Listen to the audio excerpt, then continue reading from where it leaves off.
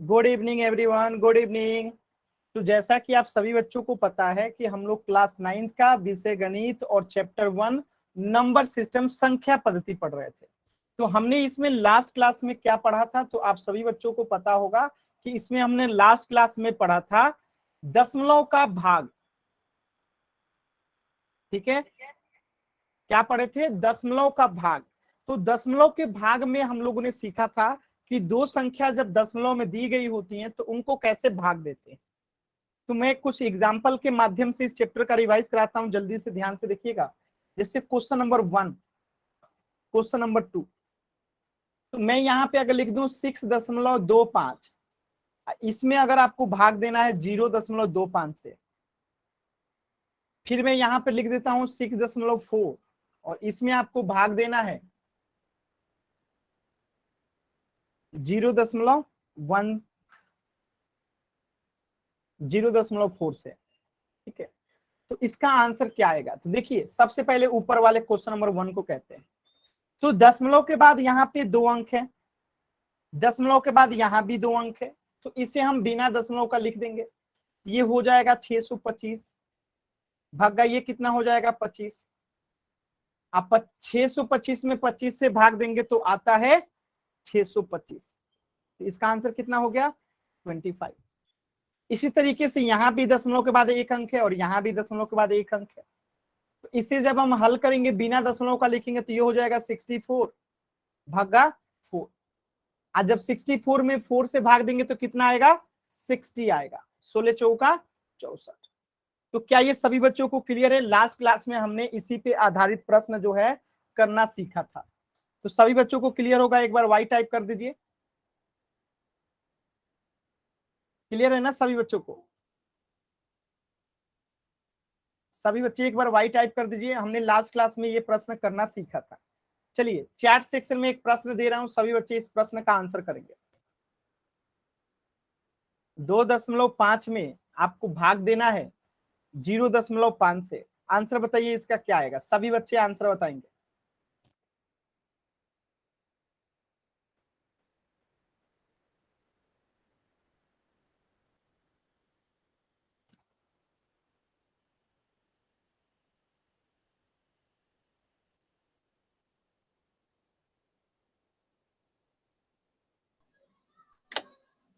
सभी बच्चे इसका आंसर बताएंगे।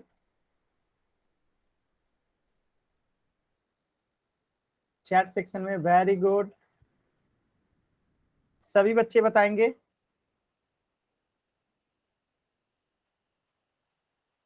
सभी बच्चे बताएंगे।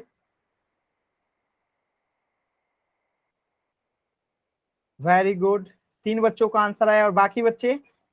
सभी बच्चे आंसर बताइए। सभी बच्चे आंसर बताइए।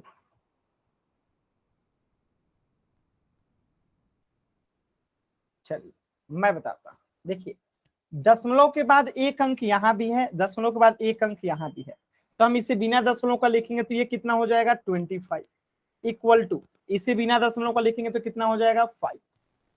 अब आप बताइएगा, आप 25 में 5 से भाग देंगे तो कितना आएगा? 5। थोड़ा सा क्वेश्चन गलत हो गया था जी, मैंने ध्यान नहीं दिया था। ठीक है, ये प्रश्न ही गलत हो गया था। देखिए, यहाँ पे भागा का चिन्ह रहेगा ना, इक्वल का साइन हो गया था गलती से। अब इसे सॉल्व कीजिए सभी बच्चे। ठीक है, थोड़ा सा ध्यान नहीं दिया था मैंने। अब इसे सॉल्व कीजिए सभी बच्चे।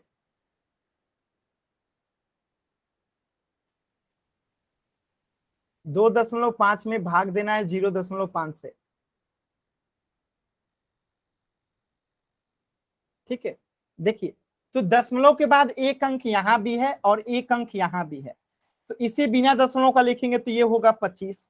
भागा का चिन्ह है तो भागा का चिन्ह लगाएंगे। दशमलव के बाद 1 अंक यहाँ भी है, इसे बिना दशमलव लिखेंगे तो 5 होगा।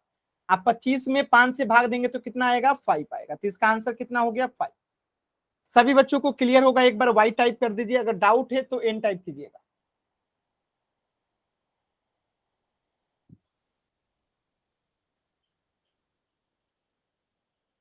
क्लियर है सभी बच्चों को? चलिए, पोल सेक्शन में इस प्रश्न का आंसर करेंगे। 0.64 में आपको भाग देना है 0.16 से। सभी बच्चे इसका आंसर करेंगे पोल सेक्शन में। ध्यान से सभी बच्चे जाएंगे पोल सेक्शन में और इस प्रश्न का आंसर करेंगे। कोई भी बच्चा जल्दबाजी में आंसर गलत नहीं करेंगे, समय लेकर बच्चे कोशिश करेंगे, जल्दी जल्दी में आंसर गलत नहीं करेंगे, ध्यान से देखेंगे और इसका आंसर करेंगे।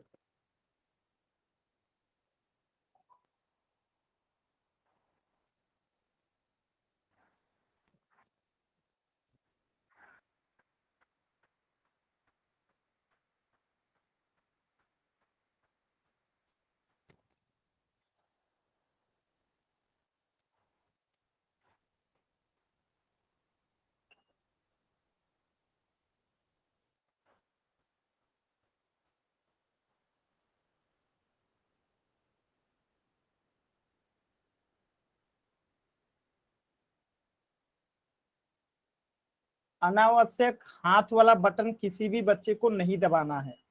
ध्यान दीजिए, अनावश्यक हाथ वाले बटन को किसी भी बच्चे को नहीं दबाना है। सभी बच्चे पोल सेक्शन में आंसर करेंगे।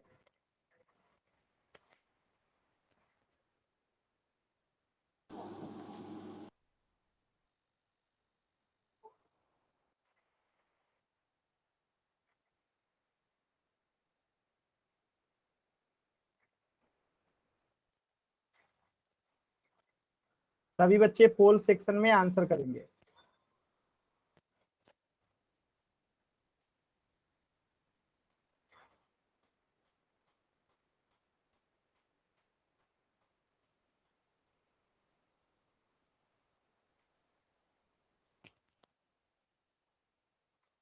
सभी बच्चे पोल सेक्शन में आंसर करेंगे।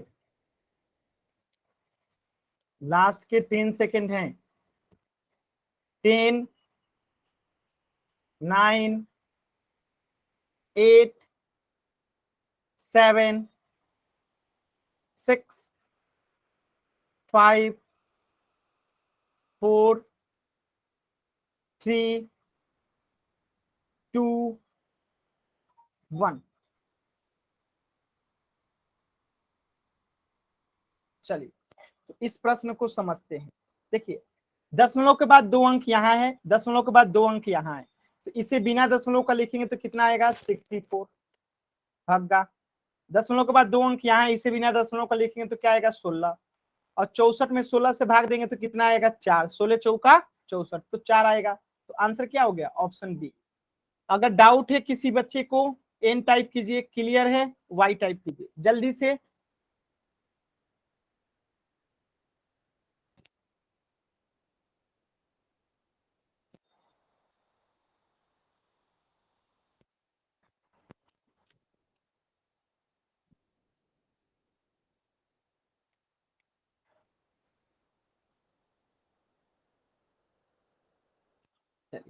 सभी बच्चों को क्लियर है, इसका उत्तर क्या हो जाएगा? Option B.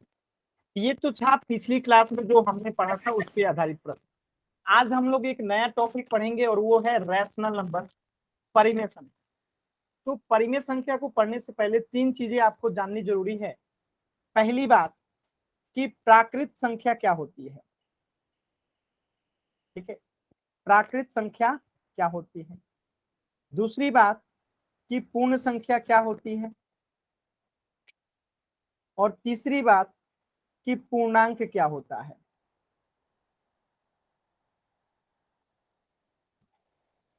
ये तीनों ही चीजें मैंने क्लास जब स्टार्ट हुआ था चैप्टर 1 तो आप सभी बच्चों को बताया था। आप में से कोई भी बच्चा जो इन तीनों को बताना चाहता है कि क्या होता है तो माइक ऑन करके बता सकते हैं। चैट सेक्शन में अपना नाम लिखिए जिनको ये बताना है। तीनों जो बता सकते हैं अपना नाम लिखिए चैट सेक्शन में जल्दी से। नहीं, माइक ऑन करके बताना है, माइक ऑन करके बताना है। अगर बताना चाहते हैं तो माइक ऑन करके बताइए।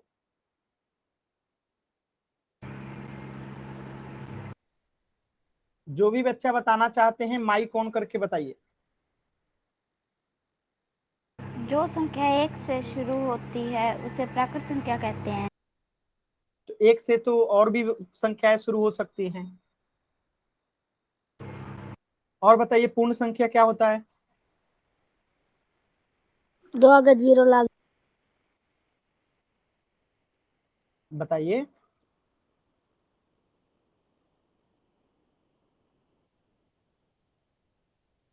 कोई नहीं बताना चाहते? चलिए मैं बताता हूँ, आप लोग पढ़ के भूल जाते हैं, कोई बात नहीं। देखिए, गिनती की संख्याओं को प्राकृत संख्या कहते हैं, काउंटिंग नंबर्स को जो है प्राकृत संख्या कहते हैं, नेचुरल नंबर कहते हैं। यानी गिनती कहां से शुरू होती है? एक से शुरू होती है, और ये कहां तक जाती है? तो अनंत तक जाती है। ठीक है, तो गिनती की संख्याओं को क्या कहते हैं? प्राकृत संख्या कहते हैं। आज जब गिनती की संख्याओं में शून्य को शामिल कर लेते हैं तो वो क्या बन जाता है? पूर्ण संख्या बन जाता है। ठीक है, तो प्राकृत संख्या और पूर्ण संख्या में क्या अंतर है? सिर्फ जीरो का अंतर है।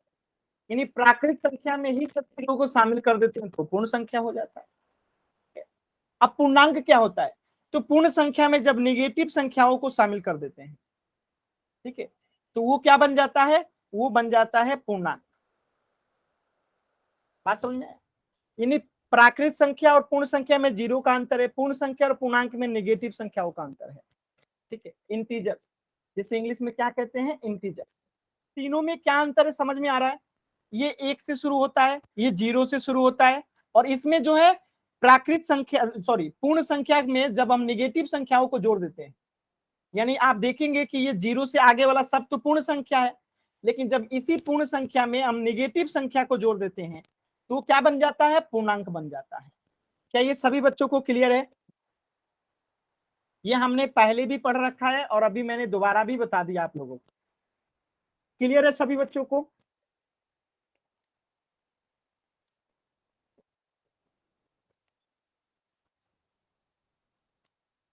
क्लियर है? एक बार वाई टाइप कर दीजिए।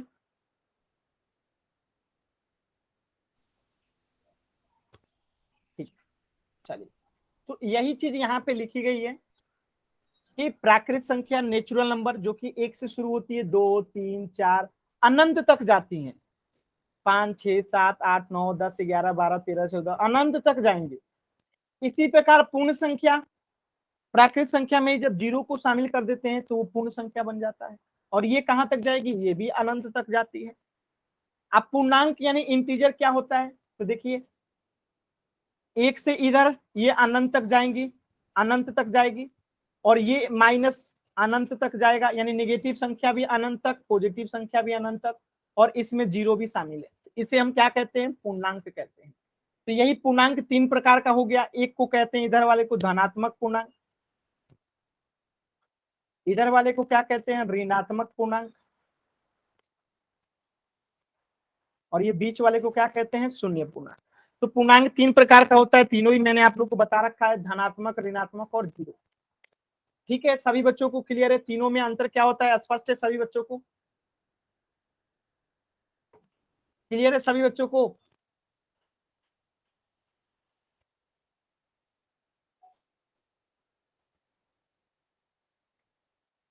क्लियर है ना? Very good. अब देखिए, परिमेय संख्या यानी रेशनल नंबर क्या होता है, ध्यान से समझने का कोशिश कीजिएगा। कोई भी संख्या जिसे हम p बटा क्यू के रूप में लिख सकते हैं। p बटा क्यू का मतलब क्या है? यहाँ पे p जो है वो अंश है, q जो है वो हर है। तो कोई भी संख्या जिसे p बटा क्यू के रूप में लिख सकते हैं, यानी अंश बटा हर के रूप में लिख सकते हैं, हम उसे क्या कहेंगे?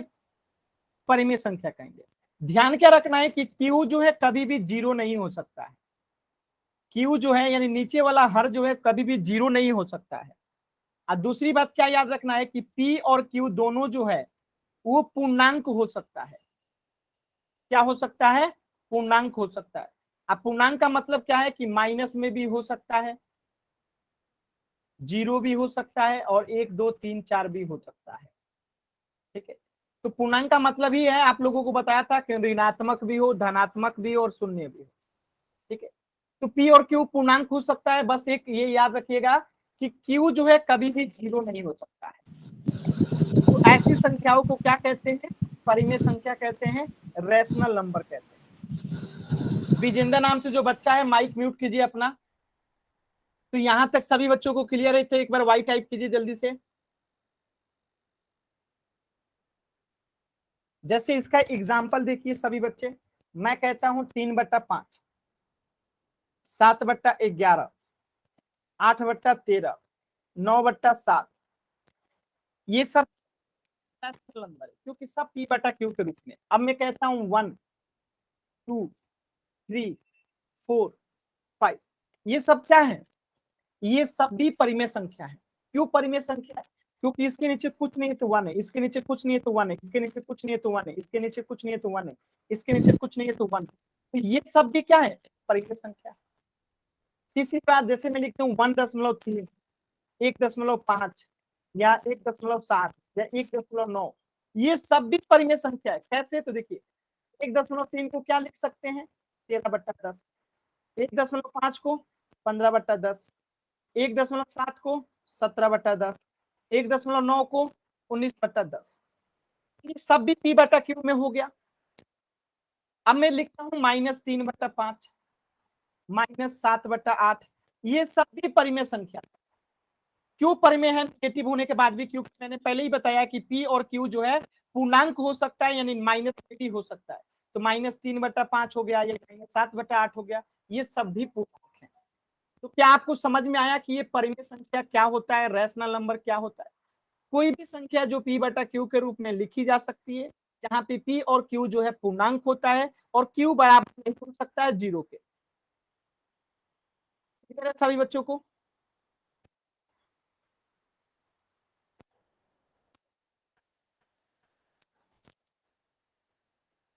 चलिए,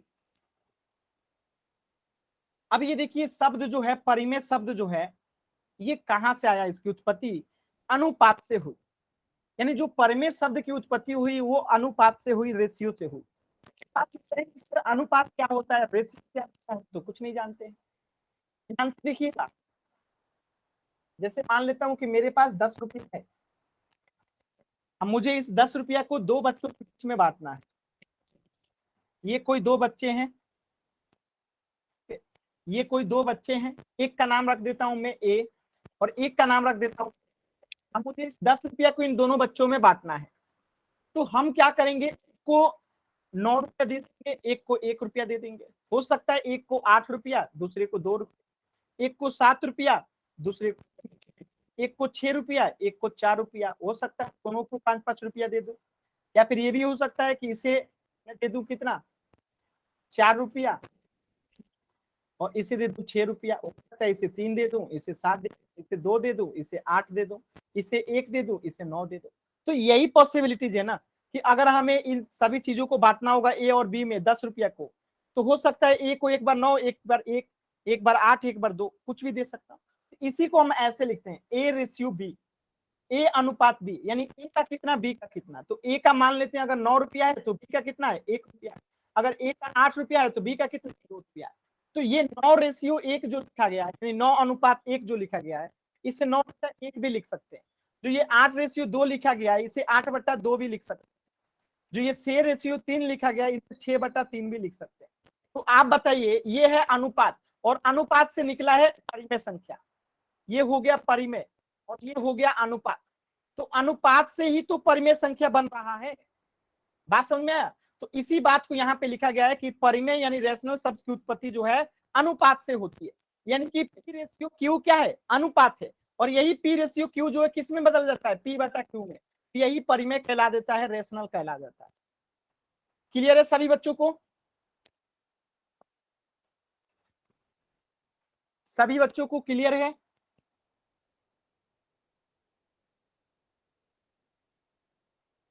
चलिए, वेरी गुड, वेरी गुड। ठीक है, ये आप लोग समझ गए। और एग्जाम्पल आप लोग परिमेय संख्या के जानते हैं, 3/5, 9/2, 11/13, 14/5, ये सब क्या है, परिमेय संख्या। 1.5, 1.7, 1.9, ये सब परिमेय संख्या है। ठीक है, अब देखिए एक होता है √2। √2 का मान जो होता है वो P/Q में नहीं बदला जा सकता है, तो ये परिमेय संख्या नहीं होती। एक हो गया √3, क्या इस P/Q में बदल सकते हैं? नहीं बदल सकते हैं। लेकिन जैसे ही √4 आता है तो हम इसे जो है P/Q में बदल सकते हैं। कैसे? तो √4 का मान होता है 2 गुने 2, इसमें से 1 2 बाहर आ जाएगा, तो 2 इसका आंसर हो जाएगा। 2 क्या है, प्राकृत संख्या। और जब प्राकृत संख्या है तो पूर्ण संख्या तो होगा ही, संख्या तो होगा ही। तो ये चीज हमेशा याद रखिएगा, जो नंबर प्राकृत संख्या होता है जो नंबर पूर्ण संख्या होता है और जो नंबर पूर्णांक होता है, वो सब के सब जो होते हैं, वो सब के सब जो होते हैं वो क्या होते हैं, रैशनल नंबर होते हैं, परिमेय संख्या होता है। क्लियर है सभी बच्चों को? यानी प्राकृतिक संख्या में जितनी संख्याएं आएंगी सब रैशनल नंबर होंगे, पूर्ण संख्या में जितनी नंबर आएंगी सब परिमेय संख्या होंगे, पूर्णांक में जितनी संख्याएं आती हैं सब परिमेय संख्या होती है। तो क्या ये सभी बच्चों को याद रहेगा कि कोई भी संख्या अगर प्राकृतिक संख्या है तो परिमेय संख्या होगा, कोई भी संख्या अगर पूर्ण संख्या है तो वो परिमेय संख्या होगा, कोई भी संख्या अगर पूर्णांक है तो वो परिमेय संख्या होगा। क्लियर है ना? जैसे देखिए यहाँ पे 4 क्या है, एक रैशनल नंबर है, -7/8 भी क्या है, रैशनल नंबर है, 1.5 भी क्या है, रैशनल नंबर, लेकिन √5 जो है रैशनल नंबर नहीं है। क्यों? क्योंकि इसे p/q के रूप में नहीं लिख सकते। आज शून्य भी जो होता है एक परिमेय संख्या होता है, याद रखिएगा। क्या ये सभी बच्चों को यहां तक क्लियर है सभी बच्चों को?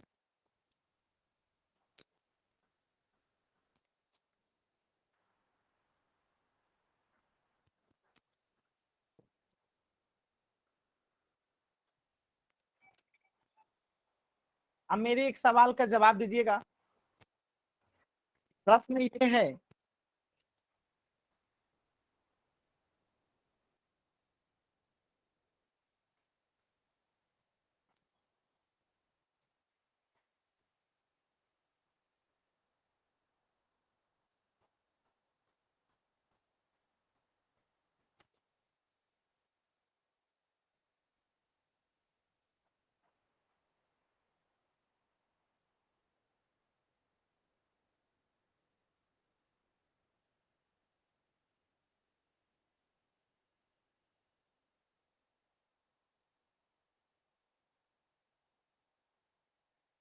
बताइए इसका आंसर क्या होगा?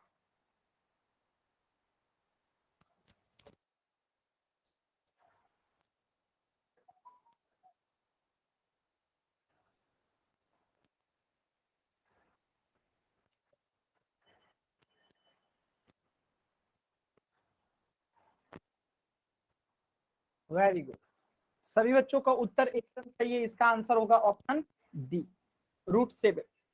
क्यों √7 होगा? क्योंकि देखिए 4/5 p/q के रूप में लिखा गया है, और 7 जो है क्या है, प्राकृतिक संख्या है, तो ये तो परिमेय संख्या होगा ही। 3.7 को क्या लिख सकते हैं, 37/10, ये भी परिमेय संख्या, लेकिन √7 को जो है हम p/q के रूप में नहीं लिख सकते, इसलिए ये परिमेय संख्या नहीं होगा। क्लियर है सभी बच्चों को? तो वाई टाइप कीजिए, अगर डाउट है तो एन टाइप कीजिए। अगर क्लियर है सभी बच्चों को तो वाई टाइप कीजिए, डाउट है तो एन टाइप कीजिए।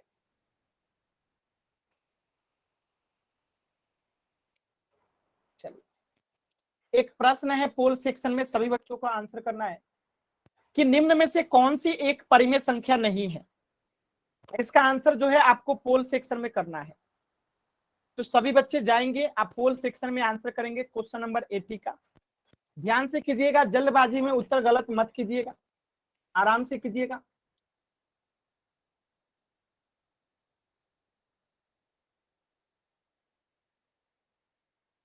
देखिए जल्दबाजी में 2 बच्चों का आंसर गलत हो चुका है।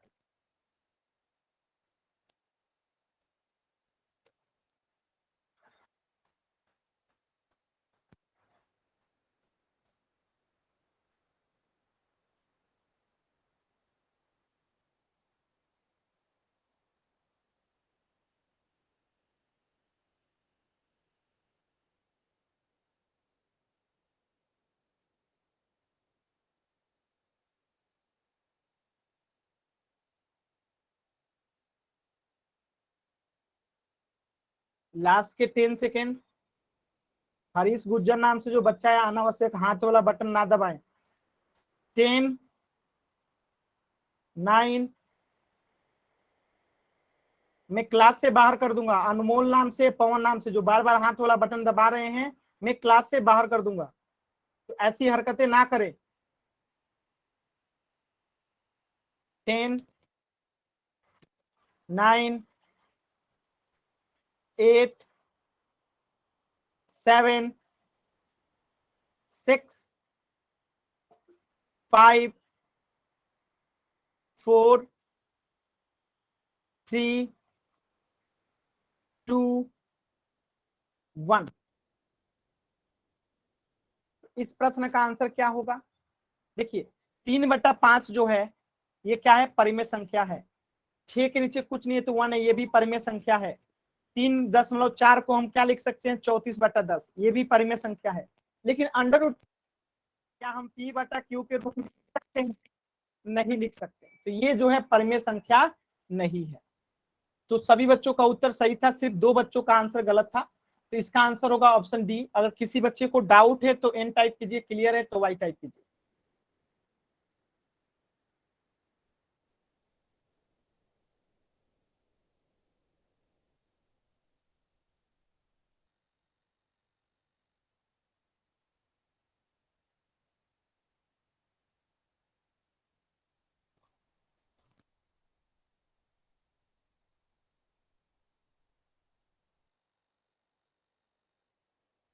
क्लियर है ना सभी बच्चों?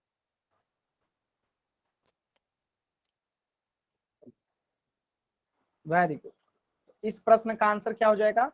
Option D. अब देखिए एक चीज देखिएगा, जैसे अगर हम अंडर रूट 1 से लेके अंडर रूट 100 तक लिखते हैं तो कितनी परिमेय संख्या आएंगी?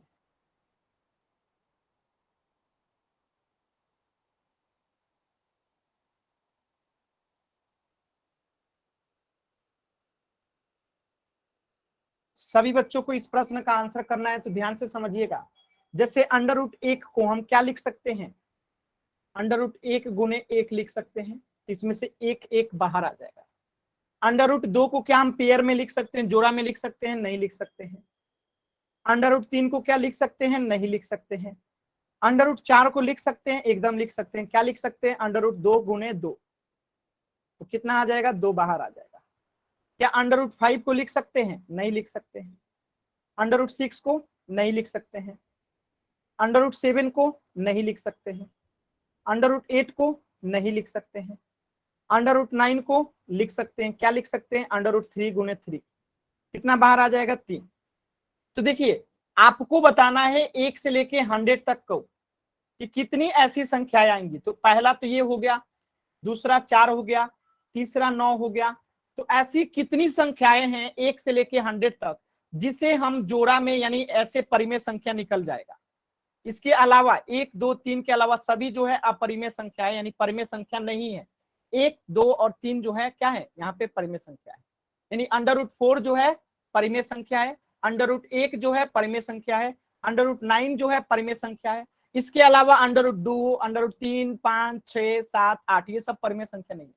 तो आपको चेक करके बताना है अंडर रूट 1 से लेकर 100 तक कितनी जो है परिमेय संख्या है। और आपको समय देता हूं पूरे 4 मिनट का। और वो कौन कौन सी संख्या है आपको बताना है। जैसे 1 हो गया, 4 हो गया, 9 हो गया, तो और कौन कौन सी संख्याएं हैं जो कि परिमेय संख्या होंगी 1 से लेके 100 तक? चेक कीजिए और बताइए। 1 से लेके 100 तक में 4 मिनट का समय है।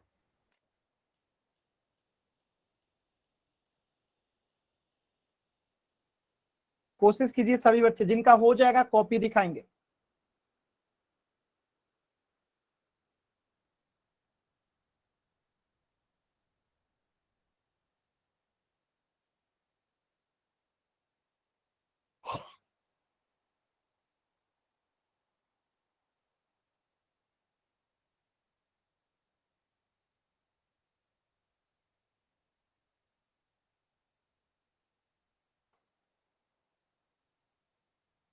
कोशिश कीजिए सभी बच्चे कि अंडर रूट 1 से लेके 100 तक कितनी परिमेय संख्या होंगी।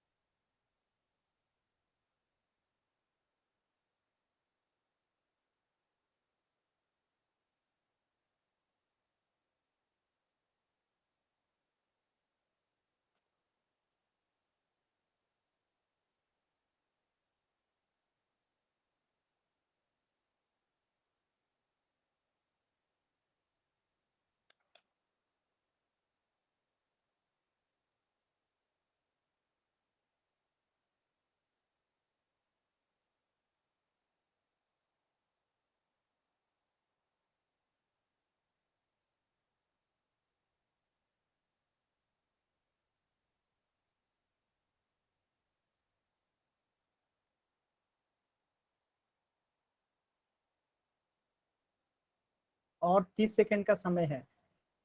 एक भी बच्चे ने आंसर नहीं किया।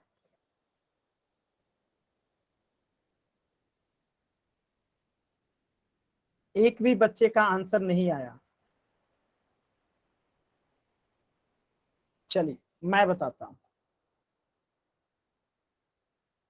9 तक तो आप लोग लिख लिए हैं। अगला जो संख्या होगा 1 से 100 तक के बीच में वो होगा √16। क्या लिख सकते हैं इसे? √4 गुने 4 लिख सकते हैं, यानी 4 परिमेय संख्या हो जाएगा। अगला होगा √25। क्या लिख सकते हैं?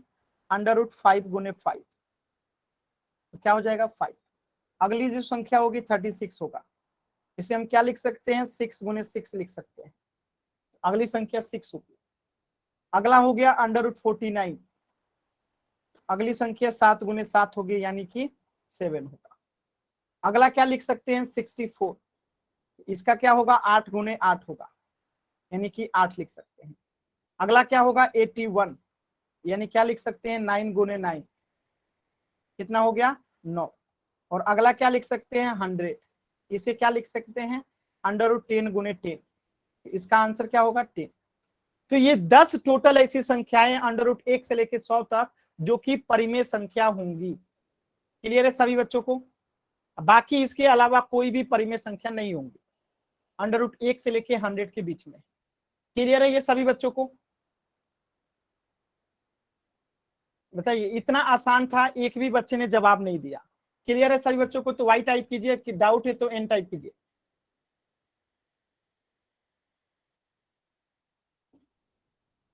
क्लियर है ना? एक प्रश्न का आंसर कीजिएगा सभी बच्चे।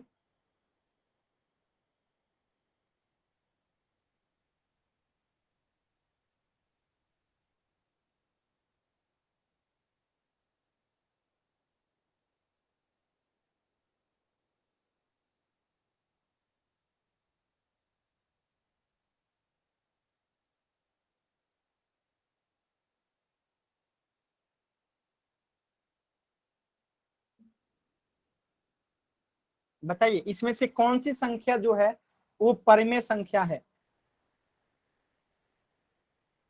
बताइए सभी बच्चे।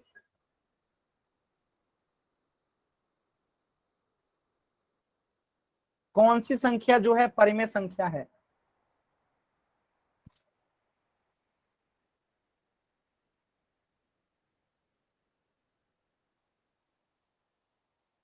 सभी बच्चे आंसर कीजिए चैट सेक्शन में। सभी बच्चे आंसर कीजिए चैट सेक्शन में।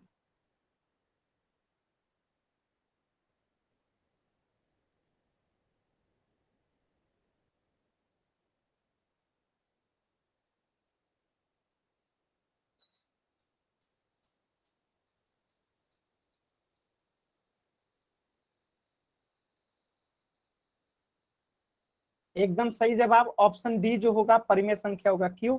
क्योंकि हम इसे लिख सकते हैं 4 गुने 4, इसमें से एक 4 बाहर आ जाएगा जो कि परिमेय संख्या। और इन सबको जो है हम नहीं लिख सकते हैं पी बटा क्यू के रूप में। ठीक है, इसे हम लिख सकते हैं पी बटा क्यू के रूप में। तो ये जो है आंसर हो जाएगा ऑप्शन डी। क्लियर है सभी बच्चों को? तो वाई टाइप कीजिए, डाउट है तो एन टाइप कीजिए।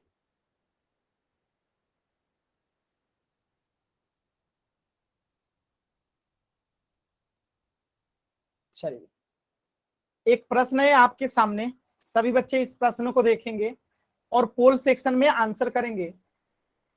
प्रश्न को ध्यान से देखिए और पोल सेक्शन में आंसर कीजिएगा कि निम्न में से कौन सी संख्या जो है परिमेय संख्या है।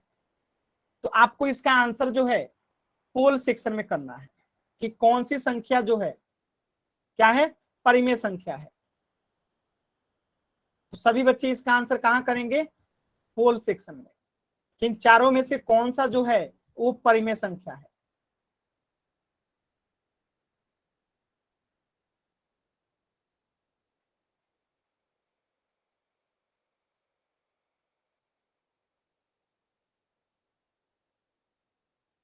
सभी बच्चे आंसर करेंगे।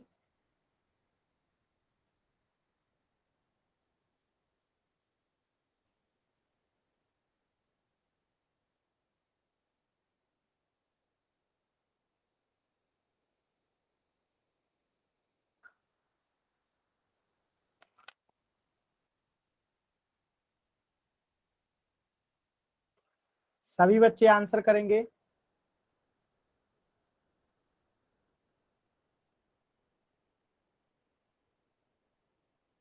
कौन सी संख्या जो है वो परिमेय संख्या होगी?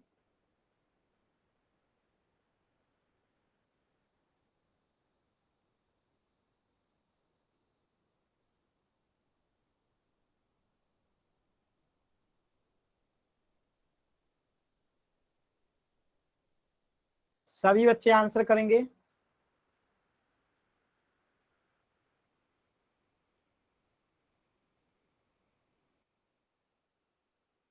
लास्ट के 10 सेकेंड।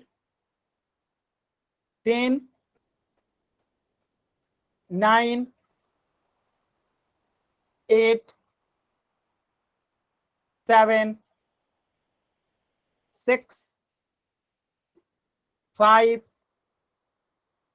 4, 3, 2, 1। दो बच्चों के आंसर गलत हैं, बाकी सभी के सही हैं। तो इसका आंसर होगा ऑप्शन सी, क्योंकि √4 को हम क्या लिख सकते हैं? √2 × 2 लिख सकते हैं, और ये हो जाएगा √2, यानी √4 को 2 लिख सकते हैं। 2 क्या है? परिमेय संख्या है। लेकिन √2 को क्या हम p/q के रूप में लिख सकते हैं? नहीं। √3 को p/q के रूप में लिख सकते हैं? नहीं। √5 को p/q के रूप में लिख सकते हैं? नहीं। तो आंसर क्या हो गया? ऑप्शन सी, जो कि परिमेय संख्या है। सभी बच्चों को क्लियर होगा? एक बार वाई टाइप कीजिए, डाउट है तो एन टाइप कीजिए।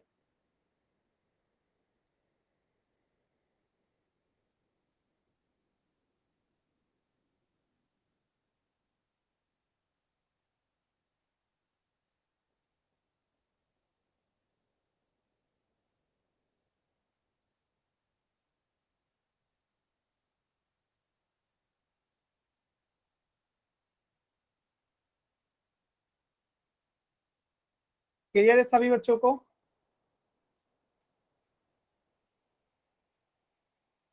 ये जो बार बार हाथ का बटन दबा रहे हैं पवन नाम से, क्या आपको कुछ कहना है?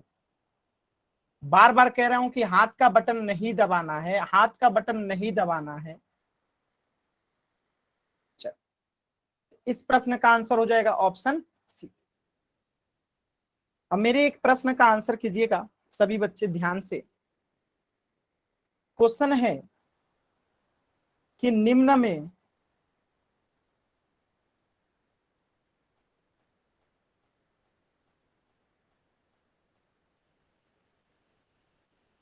कौन कौन परिमेय संख्या है? ऑप्शन ध्यान से देखिएगा।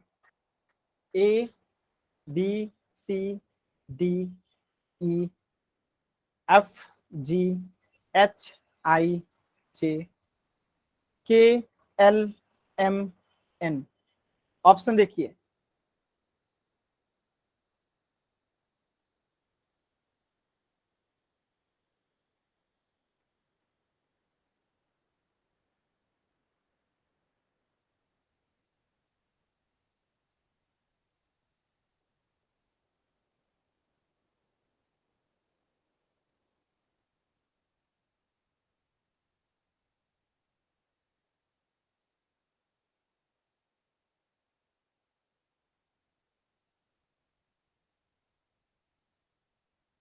इसमें से आपको बताना है कि कौन कौन सी संख्या जो है वो परिमेय संख्या है। अपना नाम लिखना है, फिर आंसर को सेंड करना है। तो सभी बच्चे प्रश्न को ध्यान से देखेंगे, पहले अपना नाम लिखेंगे, फिर आंसर को सेंड करेंगे, दोनों साथ में, नाम और आंसर दोनों साथ में। सभी बच्चे करने की कोशिश करेंगे।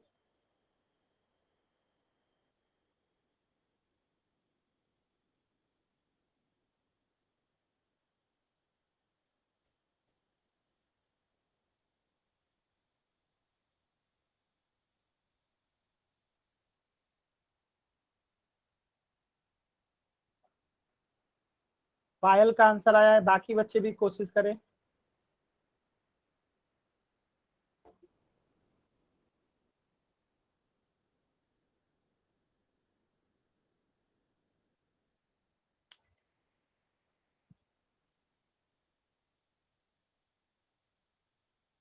सभी बच्चे कोशिश करेंगे।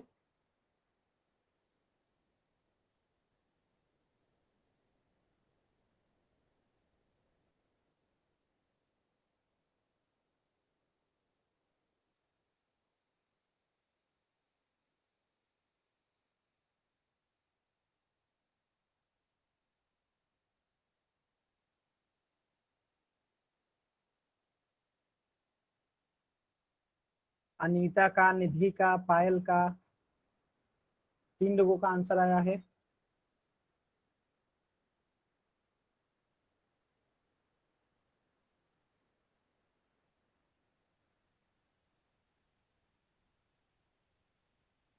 सभी बच्चे आंसर करेंगे। पारस का आंसर आ गया, वेरी गुड। सभी बच्चे आंसर करेंगे।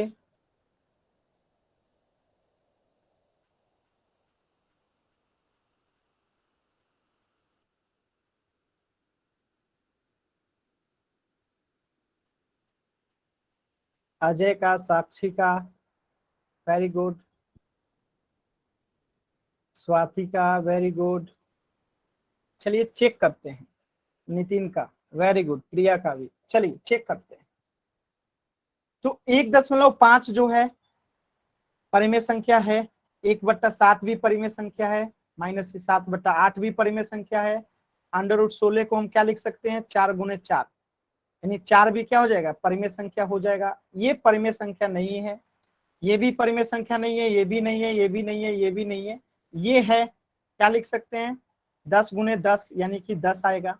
ये परिमेय संख्या है, ये भी परिमेय संख्या है, ये भी परिमेय संख्या, ये भी परिमेय संख्या और ये भी परिमेय संख्या। आंसर क्या बनेगा, ABCD। इसके बाद JKLMN। ठीक है, ये आपका आंसर होगा। जिनका जिनका सही है वो Y टाइप करेंगे, जिनका गलत है वो N टाइप करेंगे। जोगिंदर का गलत है, कृष्णा का भी गलत है, पवन गिरोह का भी गलत है। अभी आप सभी बच्चों को समझ में आ गया है कि इसका राइट जवाब क्या होगा। अगर आ गया है तो वाई टाइप कर दीजिए, अगर अभी भी नहीं आया है तो माइक ऑन करके पूछ लीजिए। अगर किसी बच्चे को अभी भी नहीं समझ में आया है, गलती तो किए थे लेकिन अभी भी नहीं समझ में आया है, तो माइक ऑन करके पूछ लीजिए कि हमें नहीं समझ में आया या फिर कौन सा समझ में नहीं आया। आ गया ना सभी बच्चों को। सर एक बार दोबारा समझा दो। आपने क्लास कब ज्वाइन किया था? आपने सिर्फ 2 मिनट क्लास ज्वाइन किए हुए हुआ आप लोग, ठीक है, सिर्फ 2 मिनट आपने क्लास ज्वाइन किया है, तो आपको कैसे समझ में आएगा? आपने सिर्फ 2 मिनट हुआ क्लास ज्वाइन किए हुए। तो क्लास जब तक इंसान 8:30 बजे क्लासेस 8:30 बजे क्लास ज्वाइन नहीं कीजिएगा तो कैसे समझ में आएगा? नहीं आएगा। चलिए मैं फिर से दोबारा बता देता हूं।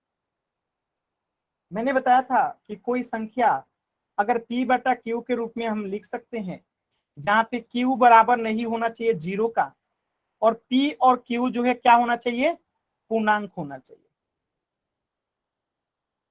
तो ये क्या होता है, जो P/Q के रूप में लिख सकते हैं उसी को कहते हैं परिमेय संख्या।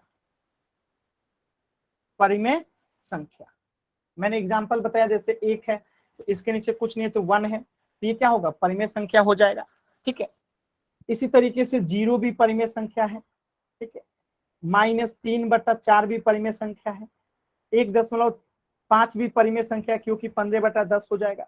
√4 भी परिमेय संख्या क्योंकि इसका क्या हो जाएगा, 2 × 2 यानी कि 2 हो जाएगा, तो ये भी परिमेय संख्या है। लेकिन √3 हो गया, √4 हो गया, √5 हो गया, इसे जो है हम P/Q के रूप में नहीं लिख सकते, P/Q के रूप में नहीं लिख सकते, तो ये जो होगा परिमेय संख्या नहीं होगा। अभी सभी बच्चों को ये बात क्लियर है? ये सभी बच्चों को बात क्लियर है? एक बार वाई टाइप कर दीजिए। जो शुरू से जुड़े होंगे उनको तो ऐसे ही क्लियर होगा। ठीक है, चलिए तो एक प्रश्न का आंसर कीजिएगा। निम्न में से कौन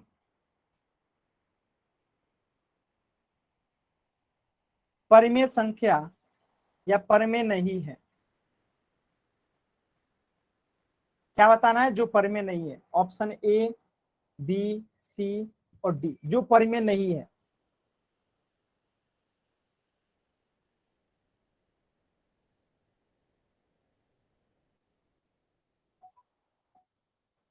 बताइए इसमें से कौन सी संख्या जो है परिमेय नहीं है?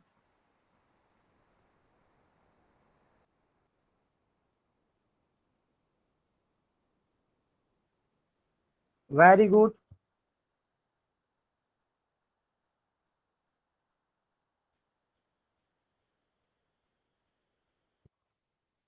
वेरी गुड, बहुत अच्छा। सभी बच्चों का उत्तर एकदम सही है।